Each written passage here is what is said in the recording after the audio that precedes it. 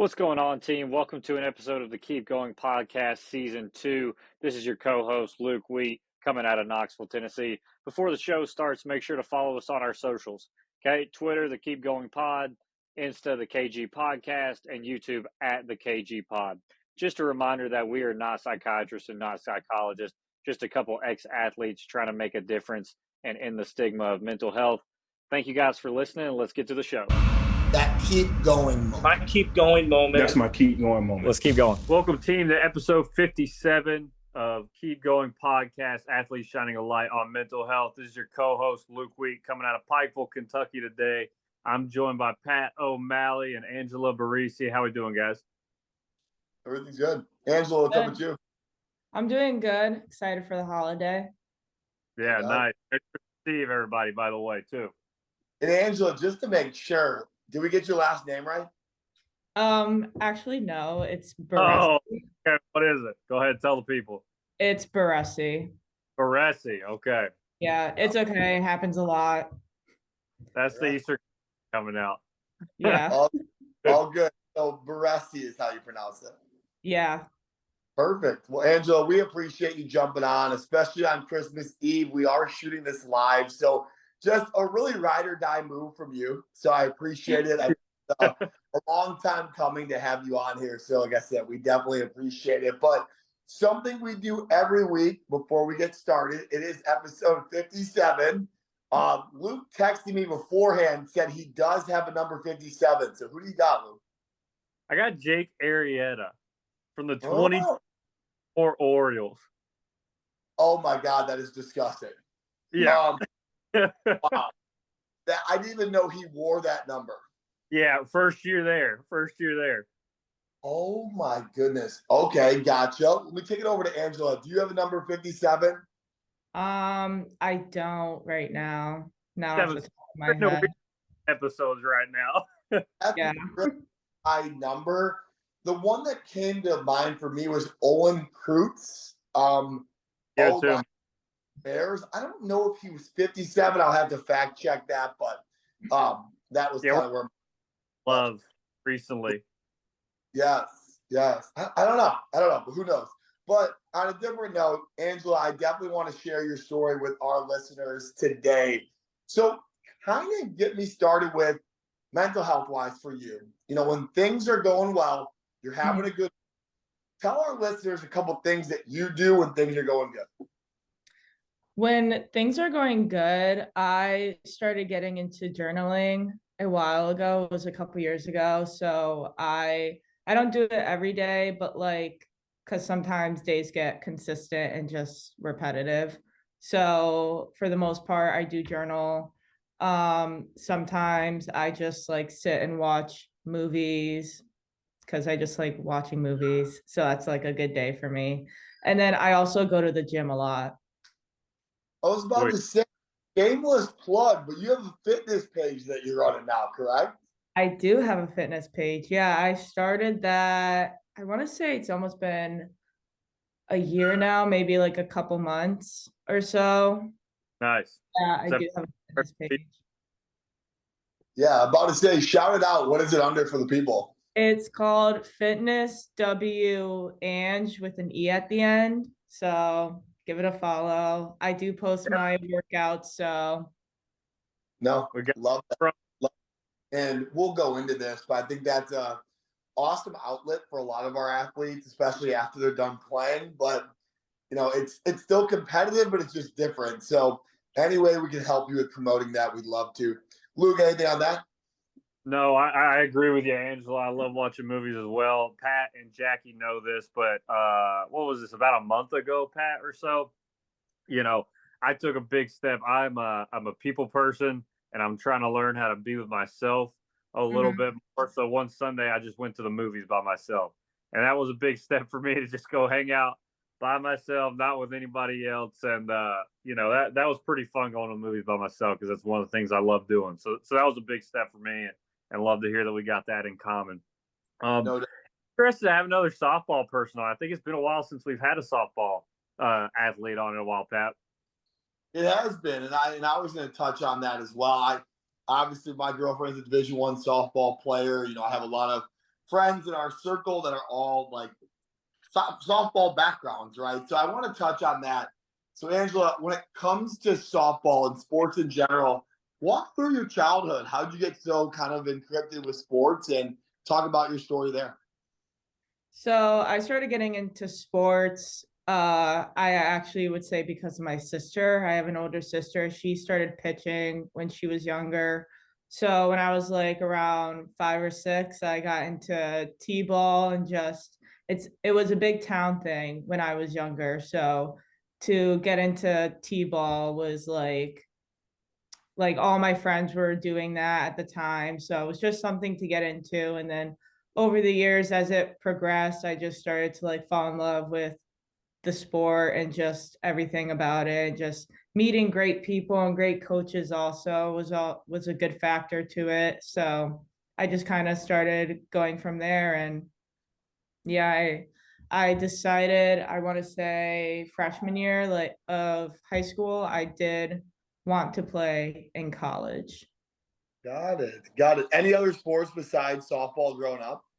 I did do basketball for some time, gymnastics, and I would say swim for a little bit, but that only lasted for like a month because I just like swimming for fun. I realized not for competitive. Swim I grind. can relate. Yeah, I can definitely relate it for the scale of vulnerability here. I stopped swimming at an early age when my younger brother was better than me. I was really bad early on. I remember Adam kicking my butt, and to have your younger brother in the pool kicking your butt, that was humbling looking back at it. Luke, what do you got? It's just not what you want, you know? No, no. And if you follow this story and if you've been listening to the pod, my brother ended up beating me in every sport. So like it was very humbling stuff. But no, I get that. So you're a multi-sport athlete. Okay. So we get to the end of like high school, right? You start the recruiting process probably around junior year for D2, maybe a little bit of the senior year, depending. Talk about your recruiting process and kind of what you went through in that regard. So my recruiting process started my sophomore year. That's when I really started emailing coaches, and I had gotten on to a showcase travel team. So it was mainly just going around showcasing our talent to college coaches. We didn't do tournaments. So that started my sophomore year, and I just started emailing. I created like a template about what I wanted to say, make sure they knew about me. And then I just started, I wanted to pinpoint where I wanted to go first. So I started kind of like mapping out like where I wanted to go and then looking at colleges in those regions. And then I started emailing. No, love it. Now I want to touch on it more from a mental health standpoint. Obviously, my full-time job, if you follow us, is in recruiting. I know the recruiting process, plus high school, plus prom, plus drama, especially for girls, it can be a lot in high school. How did you kind of deal with everything? Because being a Division II prospect, you were a highly touted player. So talk about things you did in high school and kind of what you went through in that realm too. So it was definitely very stressful. However, when I was in high school, I was always like going, going, going. So me just being busy all the time kind of kept me from like thinking about like the mental health aspect and just kind of focusing on like, okay, I have to do this and then this and then this and then this. So it was kind of like just me going all the time to where like the only time I really thought about like my day was like at night. So I would say that was like a good way of me not thinking about my mental health in a weird way because I was always like a going kid. So I'm going to have Yeah. Luke check this. Yeah, go ahead, Luke. No, 100%. That was kind of in the same vein of the question that I wanted to ask. When did mental health start becoming important for you as an athlete? Yeah, because it's a big focus now, I can tell. yeah, so it started to become a big part of me my freshman year of college Sure. when because I was a 2020 graduate from high school. So I started with COVID. I entered college in COVID. My last day of high school was March 17th, and then we had that, pandemic, and then I just entered college, and it was like a weird transition. Like I didn't really have a graduation, didn't have prom. So it was just like high school stopped in March, and then I went to college in August.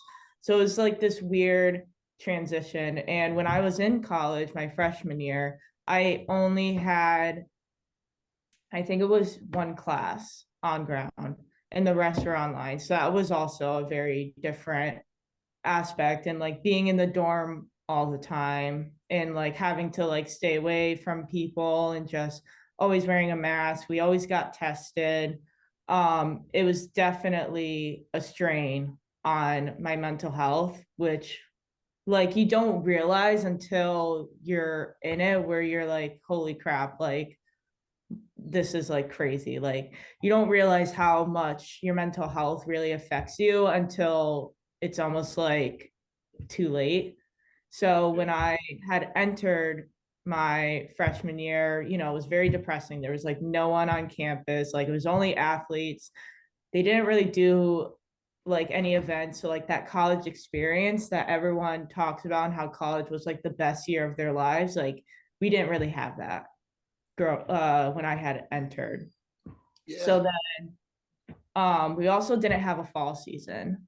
So it was only practice, which was also an interesting thing. The following year, we also didn't go to like Florida. We didn't go to like our spring training. So that was also different. Always having to wear a mask on the field. That was quite an experience. That's got to be different for sure. Yeah, it's definitely different. So and then during my freshman year, I was also going through a death in the family, which was like the first major death in our family that I've had. So that was also a struggle. And then after my freshman year, it was like, wow. I think this is something that a lot of kids that graduated in 2020 that went through. There's no finality to stuff. You kind of just morph into the next stage, and you're just kind of there. Yeah. And prom, like you said, are great times for kids to kind of really be big milestones and celebrate things, and then have the time of reflection, and then you're into college. I think for your age group, a lot of that is missing. And that can lead to some difficult circumstances. So talk about sophomore and junior year a little bit. Did we make any positive strides there, and how did that turn around for you a little bit? So sophomore and junior year were also definitely a struggle for me because like, I had entered college in like that weird phase. So like sophomore year, that's when everything like started like opening up, looking a little normal than usual. So that was definitely a different change of pace. So like that's when we started having our fall season. We started doing our winter practices also. So it was definitely very different from freshman year to sophomore year. And that also took a strain on my mental health because now I like really had to focus on my sport, focus on my school, and also like maintain like a social life if I had to or if I could. So going through that my sophomore year, and then during my sophomore season is when I kind of started hitting a low where I was like kind of like not really feeling it anymore. I was like losing that drive that everyone talks about, that like passion in the sport. So that summer I like decided I was like just gonna like take a break, just relax, kind of like regroup. I had some injuries I needed to like heal and stuff. So going through that in the summer, and then I hit my junior year, and that was a major low. I got super depressed that fall. I That's when I like realized that like, okay, like I seriously need help. And I had gone to my coaches crying, just like so overwhelmed, just burnt out. And I was like, I seriously need help. Like I want to quit. And my coaches and I had like a long talk, and they were super helpful in that moment. I was also going through a lot outside of my sport, which I feel like people don't really realize sometimes, that they see this person like have it all together, like school, sport, and a social life, but behind closed doors, that's a different story. Yeah. Yeah. So when I had like realized that, I had gone to my coaches and I was like, I like seriously need some help. And so they were super supportive and helpful with that. And I got into therapy. They did weekly check-ins, not just with me, but with the entire team. So Nice. yeah, so that had started my sophomore year, actually, when my coaches decided to do weekly check-ins with the team. So that was extremely helpful for us and for them also, because it was like the rule was 15 minutes, no softball, just talking about everything else, which was kind of like a nice break from the sport. Yeah. Well, I Yeah. think sports can be a double-edged sword, right? You Mhm. use it to get away from problems, but also it can kind of add on at the same time. So maybe that was a little bit of what was happening there as well. So we see that a lot with the athletes we talk to. Pat, what do you got, buddy? Yeah, I think this is 50 plus episodes in. I think this is the first time we've ever talked really in depth about a COVID athlete and kind of what Sure. went on. We've touched on it, but we haven't kind of slammed it home like this. Mhm. I think all of a sudden we realize as outsiders, Luke, because we weren't playing during this time. I was coaching, you were coaching. Yeah, Not, when did you graduate, Pat? 18? yeah, 18. I was 19. So we were right. We got out right before. Yeah. Right. And I remember I was coaching when all this was going on, and it was terrifying. But as a player, especially an underclassman that has to go on and continue after those times, I can imagine how shaky that was. And once you throw other external factors like a death in the family or relationships or other social things to go with being a student athlete, being a student athlete is tough enough in Mhm. 2023 anytime. So I commend you for doing a couple of things. One, being vulnerable and talking about it to trusted adults. And Angela, I'll be honest, you probably didn't talk to everyone that helped you. I think there's probably people along the way where you had to be like, that didn't really help. Am I right? Am I wrong there? No, you're 100% right. When I started therapy, my therapist was like giving me like ideas and suggestions, and I would go back to her and I was like, yeah, that didn't work. Yeah. Yeah. So Angela, that's exactly where I want to go with this. Because I think the stigma for 50 plus episodes has been let's all talk about it and everything will be fine. But mhm. what I'm coming to realize, being now in this space and working with other people that have more experience than myself and Luke and Jackie, it's not let's all talk about it. It's let's talk about it. And then once we get with the right people, that's when we start to see the growth that we can grow in ourselves. So, if you don't mind, talk about where you're at now. I think there's a lot of growth here. You were at the top of the top. You were Division II prospect, and this stuff started happening. Talk about now, kind of where you're at. You seem happier now. That's for sure. Yeah, so I actually decided to step away from my college sport probably a week before I went back my senior year. So back in August.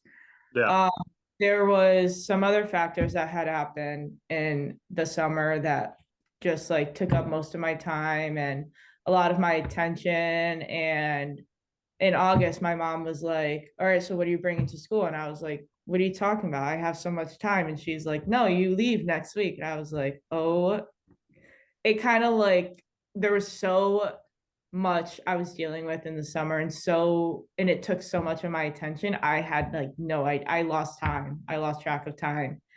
And it wasn't until then when I was like emotionally tired, physically tired. I had dealt with so much over the summer. There was a lot of my personal situation that had happened.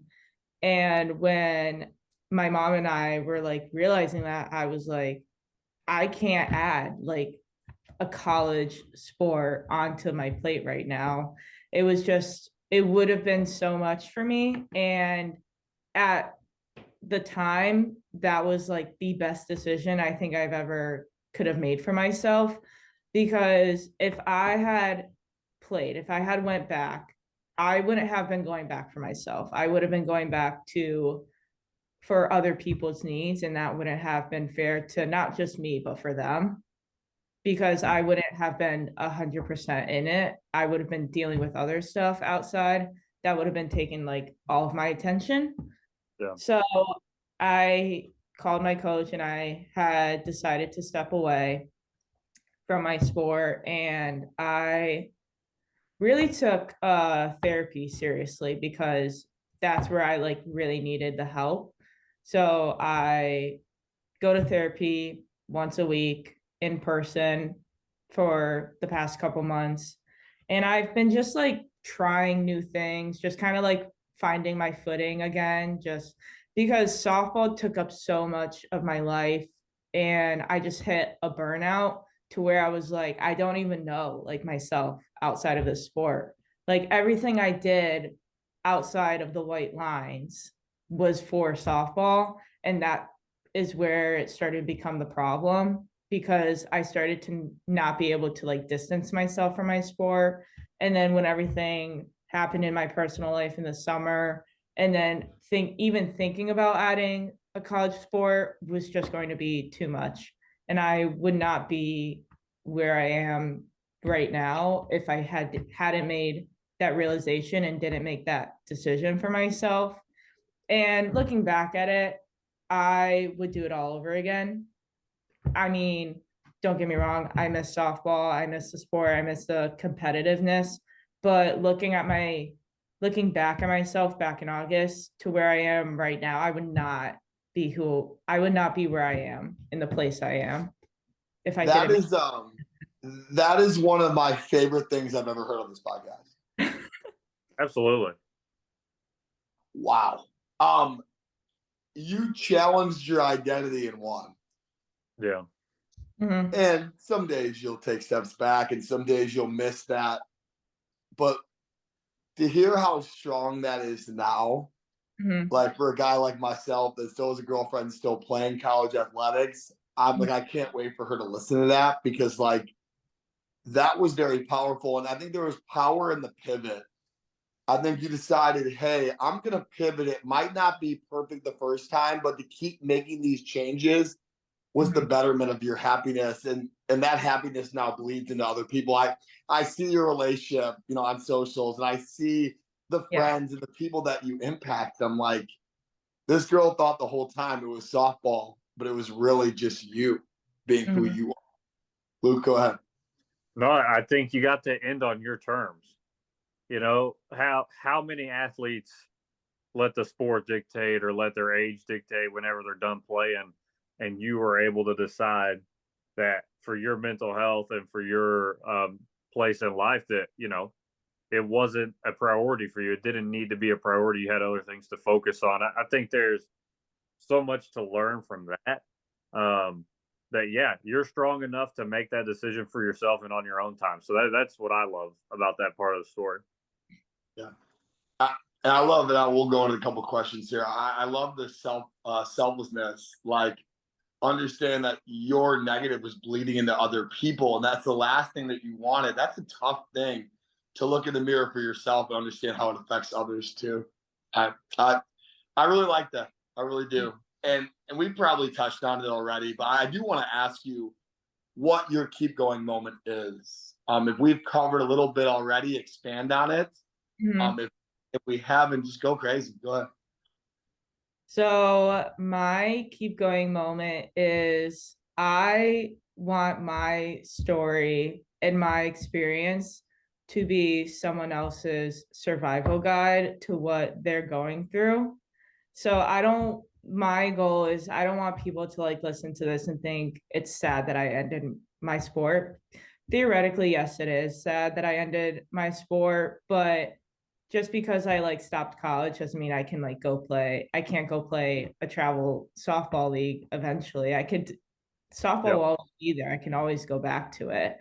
But I would want someone to like take something away from like what I said in my story and use it to help them and whatever they're struggling, whether it's like vocalized or if it's something internal. So that would be my keep going moment. Yeah, your keep going moment is making sure that when other student athletes or anybody goes through this, they kind of have a light. They kind of have a way out of it. Yeah. It's very selfless. That's common theme. Luke. No, absolutely. I think a lot of athletes are going to listen to this, and it's going to cause some self-reflection, some introspection to happen, and that's a great thing. You know, they need reflecting on their careers and where they're at in their sport. And you got to ask yourself, how is your sport affecting your mental? I think coaching now is something that me and Pat got to think about. You know, me and him spend a lot of time devoting it to other people's kind of athletic careers and helping them grow. And sometimes it can take a lot off your own mind. So that's something that me and Pat also got to do is, you know, how much time are we eating up, and is it going to be a good thing or a bad thing? And that's kind of up to us to decide with our attitude during it. But that's something that a lot of young athletes need to think about. You know, Yeah. what Go ahead. Adding to my life. Yeah. I think it's very black and white, and sometimes we get away from it. It's for the love of the game. Yeah. You know, I think it's very black and white. But like, think about like when you were a college athlete, Luke. Like looking back, like, damn, this was not for the love of the game. Some days, like this was like the exact opposite. Like, how did we get to this? But I think for our athletes, if you're going to invest 20, 30, 40 hours a week into a sport, you better find a way to love it, or it might not be your thing. It might not be your thing. Yeah, D3 for love of the sport, baby. But sometimes it was for the grind, you know. Gosh, looking back, it's like I should have tattooed that on my arm or something, right? I don't know. I don't know. It's what it is, off topic, but like it's just loving your sport, but like it can't be just that, like we've touched on today. All right, couple rapid fire things for Angela. It is Christmas Eve, so goodness gracious, we appreciate you, like I told you in the prelude. But if you had to say one thing to your younger self, what would you say? Oh gosh. My younger self, I would probably say that we made it and we left on our own terms.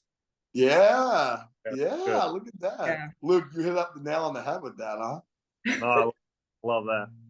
Awesome. If you had a message for student athletes today, I want to give you a little bit of face time. Anything additional you tell them? Anything additional? I would probably say that like there's life after your sport. Like there is something else after, and like it's not a scary thing as like people make it seem. Like you just have to take advantage of it. So 100%. Got it. And last but not least here, I'm trying to do a better job of doing this on our podcast. We've obviously had amazing people like you on for the last year plus. It's been more than we ever expected. Right. What ways and how, if so, can we help you with what you're trying to do to end the stigma, or anything in your life that we can support? We want to be here. So anything that we can support. Definitely my fitness account. That would be great. Yeah, sure. We got it. That has been kind of like my outlet since I've ended my sport. Just kind of like, you know, because I ended my sport, like I don't have like 20 hours of practice anymore. So I have to like make time to like go to the gym and stay fit for myself, but also like stay fit for others. And like keep posting about it. And then, yeah, that's pretty much it. Yeah, we can do that. I think fitness has been such a big outlet for me over the last, and to be a little bit vulnerable. Like, I think fitness has really helped save my life. I think for a long time I was doing the other stuff, and you start to find that as an outlet, and you start to find that as kind of, like you mentioned earlier, a piece of my survival guide, right? Like, yeah, it's Right. Christmas Eve. I'm going to the gym right after this. I'm on the bike right now. I know to keep my mental health intact, and this goes for our athletes and other people as well. I need this. Mm-hmm. If it's yoga, if it's the bike, if it's whatever you want to do, it's your physical fitness journey. I love that you're passionate about that too. Luke, go ahead. Yeah.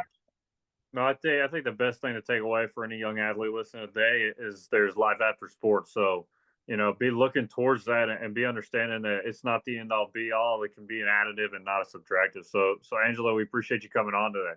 Yeah, No, no problem. Thank you for no having doubt. me. No doubt. Angela, we'll go ahead and collab with your fitness page. We'll start to promote that as well. And Thank this you. this is really fun today. And I know it can be tough, but the smile that you have on your face now, I think it's an everyday growth for you, everyday growth in your happiness. So we appreciate it. Thank you so much. No, of Thank you. course. Well, guys, Merry Christmas. Above all else, keep going. We appreciate it. Keep going.